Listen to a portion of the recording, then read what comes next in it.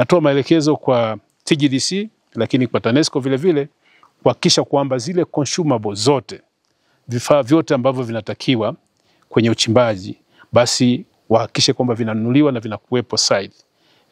Hatutaki kuchelewa kwa sababu ya kusubiri kifaa kuna vifaa ambavyo vinaweza vikanunuliwa in bulk na vikawepo hapa site ili kuhakikisha kwamba shughuli za uchimbaji zinaendelea. Huu mradi ni mradi muhimu sana kwa serikali kwa sababu ni mradi ambao utakapokamilika tunategemea kwa ujumla wake utazalisha megawatt 70 za umeme. Kwa hiyo ni mradi muhimu sana, na tofauti na miradi mingine ni kwamba huu mradi wa Ngozi unakwenda kuzalisha umeme ambao sio wa maji, umeme ambao sio wa gesi, umeme ambao sio wa upepo na umeme ambao sio wa jua. Lakini tutaenda kuzalisha umeme ambao unatokana na joto ardhi. Kwa Kiingereza tunaita geothermal. Sasa hii ni muhimu kwa sababu huu mradi tunatekeleza ile sera ya nishati ya mwaka 2015 ambayo inaitaka nchi kuwa na nishati mbadala au nishati mseto, kuwa na vyanzo mbalimbali vya nishati.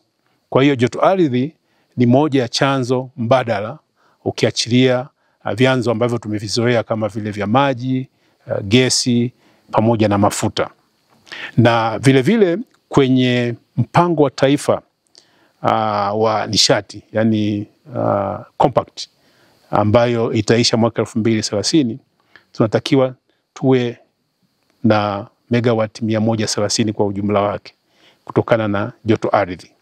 Lakini vile vile kwenye dira ya taifa ya mwaka 2050 imeeleza kwamba ni muhimu nchi ikawa na vyanzo mbadala. Kwa hiyo huu mradi ni muhimu kwa sababu tunakwenda kutekeleza mikakati pamoja na sera mbalimbali za taifa. Sasa kazi imefanyika nzuri, tumetembea hapa, kazi zinaendelea kama mnavyoona. Kuna rigi hapa ambayo wanaendelea kuchimba na wanategemea kwamba baada ya kuwa kila kitu kimekamilika ndani ya mwezi au miezi miwili watakuwa wameshamaliza hiki kisima cha namba 1 na watahamia katika visima vingine.